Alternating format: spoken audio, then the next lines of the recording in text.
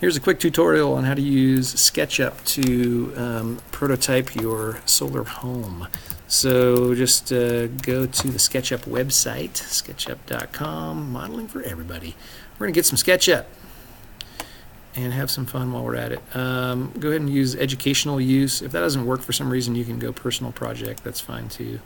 K-12, let's get to know each other. That's a little creepy, but whatever. K-12, is your school enrolled in G Suite for Education? Yes, we are. You're a student. And click Next. Let's get you in 3D.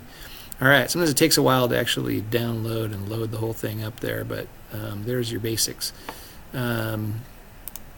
So to get you started, I'm going to give you just the simple tools here of how this all works.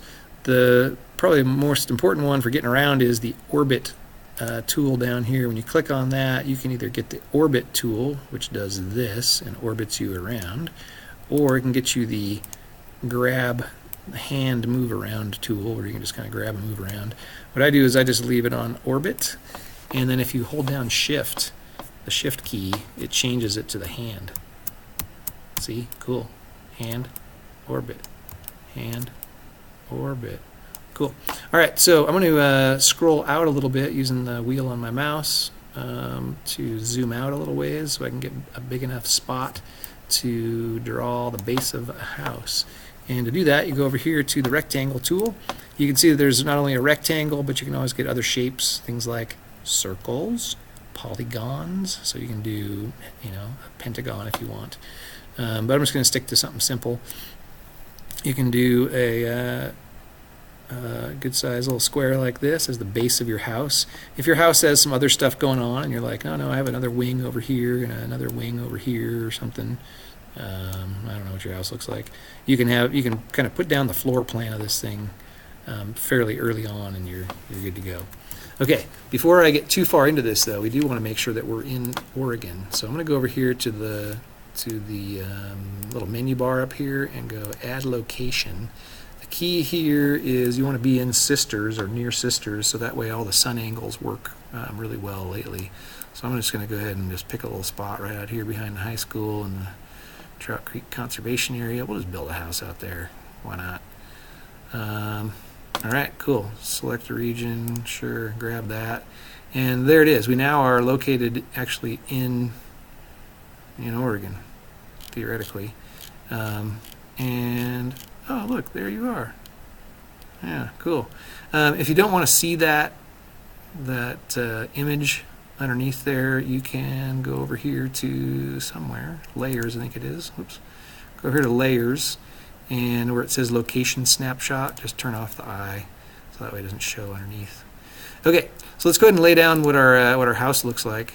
If you selected a big area, like I said, you need to zoom way in so you can get your scale a little more accurate, although the scale probably doesn't matter all that much. Okay, so I'm going to zoom out just a little bit and move over here, and let's go ahead and just lay down the footprint of our house. It's kind of like where the foundation would go, something like that. Cool. And in order to put up a wall, you can do a couple different options. You can go like this, where you click here, drag over to here, so I'm still holding down the mouse button, and drag a wall up like this. If you want to put another wall down, I usually try and go diagonals, so start up here and then hold the mouse button down, and see how it's kind of doing a ceiling now, and it's not really sure what it wants to do. It's all over the place.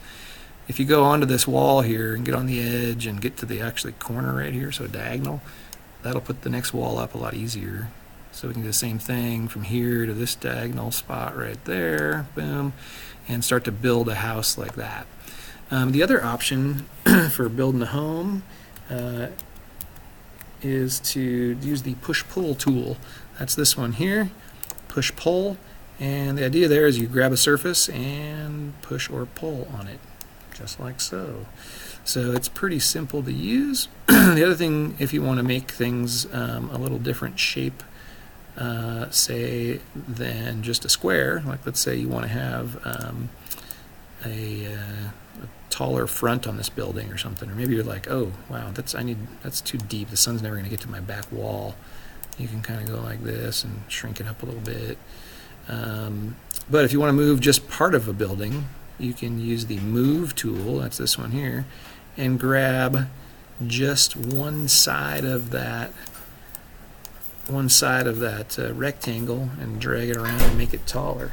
So for instance, you would grab here, click, and you can make one side of your building taller or shorter or whatever. Scooch it back. You can do an overhanging wall like this. Ooh, that would get some shade, but also allow sun in the winter. Cool idea. So anyway, you can make this thing any shape you want by just moving up or down like so. All right, I'm going to give it a little a little height in the front to get some extra sun coming in. All right, so then I might think to myself, hey, I want to have some walls because this thing is now a solid object. I can't get inside.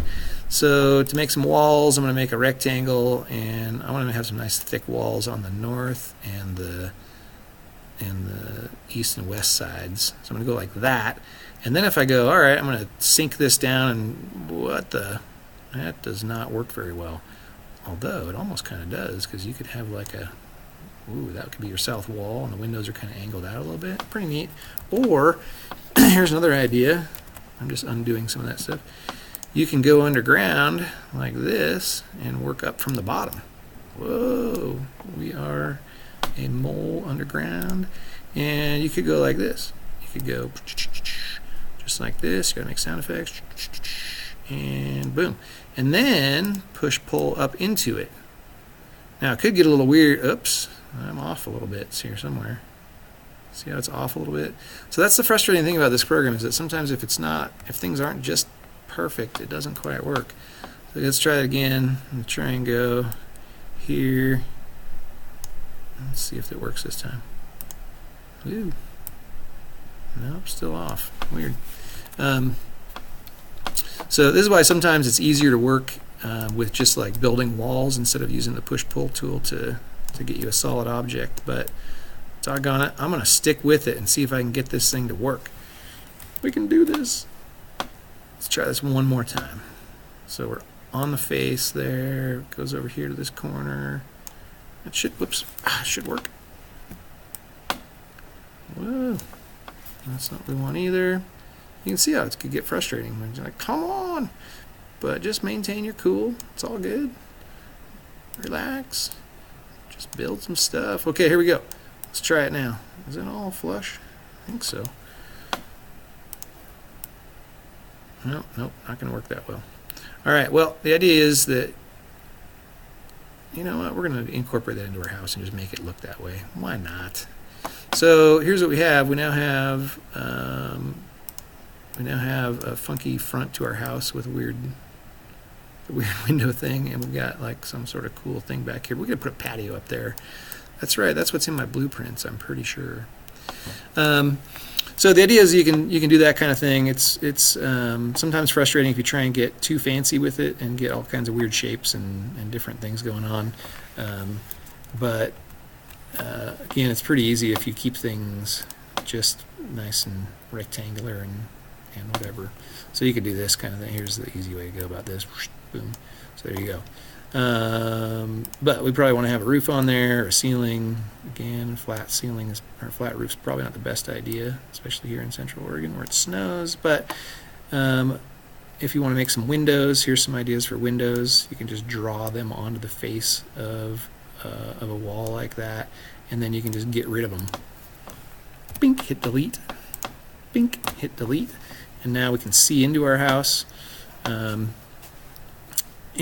maybe now would be a good time to try to grab this thing and drag it up a little bit. Whoa, crazy. So that gives you some different options. Here's the big take-home message is that once you make your home, you can adjust it, you can test it, you can see where the sun's coming in.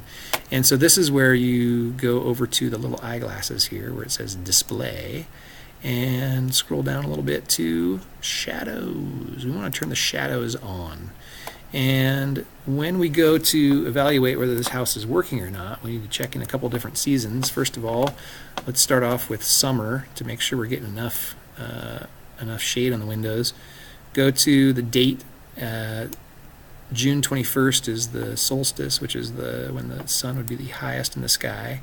And you can see here that, at about 1:30 p.m., so right in the afternoon, the sun is definitely getting in those windows. Okay, the key is I'm really looking down in there because the sun angle is pretty steep right now, right? It's not a huge shadow behind the house, but you can see that there's definitely sun getting in there. That's going to heat up your tile floors and you're going to be toasting. So you need something to shade that. Probably one of the easiest things to do is do some sort of a little bit of an overhang or something, right? So draw a little rectangle there, a little push-pull here, and boom, we got the whole wall shaded now. Great. And is that going to work all day long? Pretty much, maybe a little bit longer. It's for right around noon. Cool. Okay, so now we're getting a little bit of light coming in right there. That's going to be a problem probably a little bit. But these are all things we can adjust. The next step would be to go, all right, let's go to winter. So now go to December. December 21st would be the winter solstice. Right around there is the winter solstice. And now, are we getting enough sunlight into our house? Well, here we go. Here's morning hours, a little bit coming in. Could we get more? Certainly could. Here's noon. I mean, look at all this. Look at all this real estate right here we haven't utilized. So this is where you start to go, hey, let's make this. So again, grab the move tool, start to make this midpoint. Let's go up a little higher, right up there. That's all sunlight. Heck, let's go down here. Let's get some big windows. Let's get some solar gain. Gain some temperature. So there we go. Now we're talking. Also, you could pull your car in there. Now, the idea, of course, is that you have windows. So once you get that all kind of figured out, you can start really playing with ideas of, do we want more windows on the side for a view or not very many? Let me pull up an example home that I built. This one here just took me maybe 20 or 30 minutes to put together. And again, like I said, you can go in and put tile floors and a brick wall in the back and wooden post for your loft and all that good stuff. But again, it's just a matter of kind of playing with it a little bit and then testing it.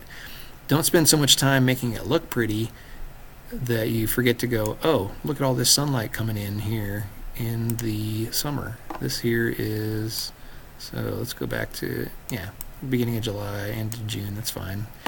Close enough. And what's happening all day? Oh, we've got sun coming in. Oh, and man, a lot of sun coming in the afternoon on the west side. So that's a problem. What do? Well, I do have an overhang, but it's not working well enough. So I need to change that. All right, so again, the idea is that you got to test it, change it, test it, change it, test it, change it. Boom, stretch this baby out a little bit so we can start getting shade down there. Is that going to be enough? Not quite. Again, a little bit more. Boom, boom, boom. Just enough to shade the windows. Okay, much better, much better. On the south side, anyway, we still got to work over here. Boom. We could bring this guy out a ways, maybe make a patio out here or something. And it's pretty easy to add some posts. Just go up underneath this thing, add, go up underneath it and add some little squares like so. On the face, make a little square, use our handy push-pull tool. Dun, dun, dun. Hey, a post. Cool. So, but test it. That's the key. Like, all right, we've got this thing with a floating post. But is that actually going to give us enough shade into the evening? Nope. Looks like by 5 p.m. the sun's coming in again. That's where you can go to the warehouse if you want. Let's go over here to components and search the 3D warehouse for a tree. Now you can type in tree, and there's a variety of different kinds of trees you could find. Oh, a Christmas tree, that's the best kind. Let's do this, maybe get more specific with like a deciduous tree, or even better, an aspen tree, something that grows here in Central Oregon. Some of these are two-dimensional, like this one here is going to be a two-dimensional tree. That's not going to do you much good because it doesn't actually really make any shade very well. So I would recommend delete that guy. Maybe, maybe not. Go for a three-dimensional tree like so. deciduous tree. Here's an aspen deciduous tree that actually casts a shadow, and we can start thinking to ourselves, where do we need this to actually cast a shadow on that? Where's our layers, our shadows? There they are. Does it actually work at, say, 5:30 in the afternoon? Let's go ahead and select somewhere else. Sometimes it takes a little while to render the shadows. It's a little slow. 6:30 p.m. Where's the shadow? Not bad. It's still some light getting in. Maybe we need to move the tree actually farther away, or when we build our model, bring the branches down a little bit further, although that blocks my view of the sunset. So the idea is test it, and change it and move things around. Grab the tree and go, all right, I need to actually move that tree further away. Otherwise the shadow's not working. Makes sense. There are other things you can do. You can move. There are things you can do with building hillsides. You can kind of make whoa baby, trees moving all over. You can build hillsides into kind of using geometric shapes and just keep it real simple, like, hey, here's a big triangle of a hillside. There's another way you can do hillsides, although I'm not sure honestly if it's still an option, as things have changed over the last couple of years with this program, but there was a way anyway to do terrain that you could build hills like this. So again, the things that you're not sure about or you want to try out, like, hey, cool, Google and find, or use the instructor over here, so you can like pick a tool over here and go, oh, I want to paint something. What's the instructor tell me about paint? Oh, a paint bucket tool. Hey, look at that. Gives you the basics. Here's some more advanced stuff. You can get online and find some more advanced things. But those are all things that you could test out and investigate on your own. Again, it can suck up a lot of hours just goofing around on here, but it's a pretty cool skill if you eventually want to use this to be an engineer or an architect. They use similar programs to SketchUp.